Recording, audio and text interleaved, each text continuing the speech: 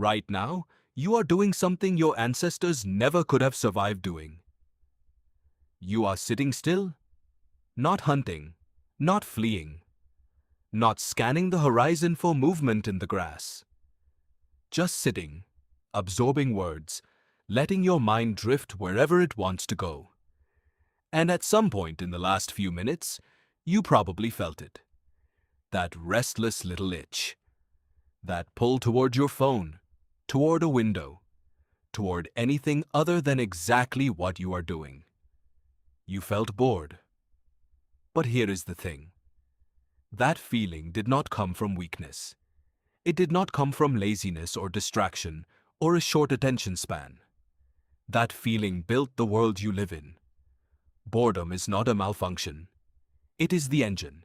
And once you understand what it actually is, what it does to the human brain, why it evolved, and what it has driven people to create, destroy, discover, and risk, you will never think about a dull afternoon the same way again.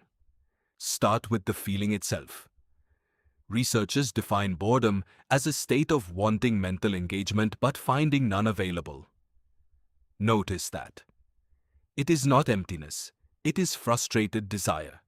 Your brain is not switched off when you are bored. It is actively searching, demanding, reaching for something to grab onto.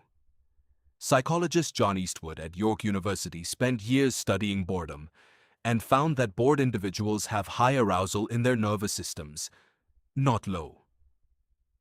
Your heart rate may slow slightly, but your prefrontal cortex, the part of your brain responsible for goal-directed behavior, lights up in a very specific way. It starts casting around, looking, wanting.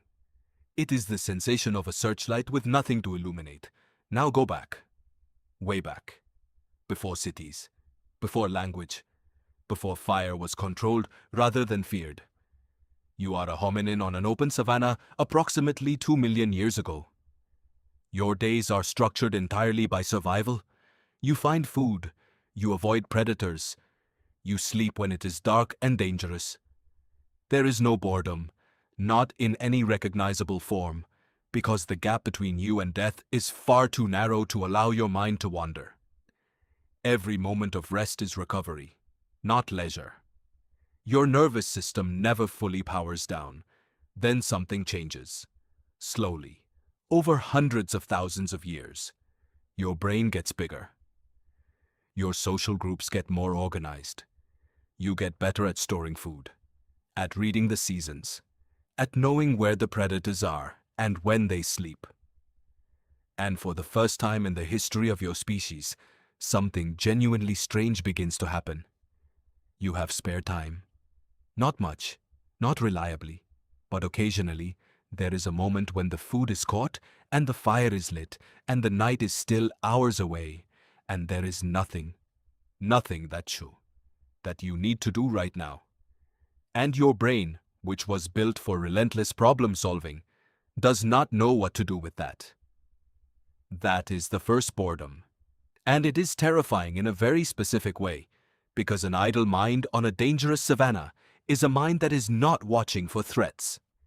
Your nervous system registers this stillness as a problem, as wrong, as something that needs to be corrected immediately. So what do early humans do with that itch? They make things. Archaeologist Ian Davidson at the University of New England has studied the emergence of human creativity and argues that many of the earliest examples of art and tool modification, ochre drawings, decorated bones, shells with holes deliberately worn through them, appear far earlier than survival pressure would require. These are not tools that make hunting more efficient. These are objects that someone made because their mind needed somewhere to go. Because sitting still with nothing to engage felt, to the ancient brain, like a kind of emergency. The oldest known art in the world, cave paintings found in Sulawesi, Indonesia, have been dated to at least 45,500 years ago. A hand pressed against stone. Shapes of animals that no longer exist. Someone sat in a cave and made something beautiful for no immediately practical reason. Your first ancestor who got bored enough to pick up a piece of ochre gave you the entire history of art. But boredom does not only build, it also breaks things. Consider what anthropologist and author David Graeber argued about the origins of complex bureaucracy and social hierarchy. Many of the structures that define human civilization, writing systems, tax records, legal codes, elaborate religious rituals, did not emerge from pure necessity. They emerged from an excess of time and mental energy in early sedentary societies. When agricultural humans first settled, they suddenly had long winters, slow seasons, and administrative surplus. Their brains, still wired for constant engagement, began generating complexity because complexity is stimulating. You create rules because rules require thinking. You invent gods with personalities and grudges and preferences because that gives you an endlessly intricate mental world to inhabit. The city itself, in this reading, is a solution to boredom. It is what happens when enough people with big brains and not enough to hunt all end up in the same place with time on their hands. Now bring it forward. Centuries pass, civilizations rise, and boredom does not disappear. It transforms. In the medieval world, monks in monasteries copied manuscripts not only to preserve knowledge, but because their minds required engagement during the long hours between prayers. Illuminated manuscripts, those extraordinarily detailed, jewel-colored, gold-leaf texts that survive in museums today, are what happens when a highly intelligent person is given a task that is technically sufficient but mentally insufficient. Their brains added complexity. They drew dragons in the margins. They painted improbably detailed forests around single letters. They were bored, and they made something extraordinary. Blaise Pascal, the 17th century mathematician and philosopher, wrote one of the most startling sentences in the history of ideas. He said that all of humanity's problems stem from the inability to sit quietly in a room alone. Think about that. One of the greatest minds of his era looked at war, conquest, political intrigue, and social collapse, and traced it all back to a single cause: the human incapacity to tolerate stillness. He was not entirely wrong. Research by Timothy Wilson at the University of Virginia showed that most people, when left alone in a room with nothing to do for 15 minutes, found the experience so unpleasant that a significant portion of them chose to administer mild electric shocks to themselves rather than continue sitting in silence. They chose pain over boredom. Read that again. Pain over boredom. Your brain would genuinely rather hurt than be idle. This is not a modern problem. This is not a symptom of smartphones or social media or shrinking attention spans. This is the ancient machinery of your mind running exactly as designed, in a world where the threats it was designed to respond to no longer exist. You were built to be perpetually engaged with a dangerous, demanding, unpredictable environment. And when that engagement disappears, your brain does not relax. It panics quietly and begins generating its own stimulation through whatever is available. Sometimes that generates symphonies. Sometimes it generates wars. Think about the historical pattern. Sociologist Randall Collins spent decades studying the sociology of conflict and found that organized violence tends to spike not during periods of maximum hardship, but during periods of transition. Times when an old structure is dissolving and the new one has not yet formed. Times, in other words, when people have energy and no clear direction for it. When they are restless.